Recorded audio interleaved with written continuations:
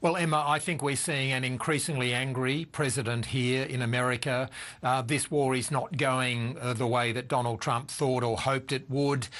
In fact, there are many disturbing signs here from an American point of view. The price of petrol, or gas as they call it here, has just gone, gasoline has just gone over $4 US a gallon here. That's gone up from $2.75 to $4 in the space of 4 weeks. A lot of Americans need their cars. They live in far distances, taking their kids to school or going to work. And so this is really starting to hit now. There's midterm elections happening. It's being more and more openly criticised, this war, and yet he perhaps is sending more ground troops in there. In a way, he may be thinking he needs to go in further to try to dig himself out of this. And there's increasing anger from him and from his Secretary of Defence, Peter Hegseth. Let's have a listen to what Mr Hegseth said a short time ago.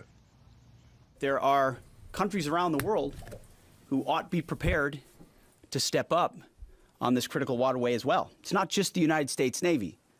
Last time I checked, there was supposed to be a big bad Royal Navy that could be prepared to do things like that as well. So he's pointing out this is an international waterway that we use less than most, in fact, dramatically less than most. So the world ought to pay attention and be prepared to stand up. John, what sense do you get out of this? Do you think Donald Trump is feeling the pressure of this war?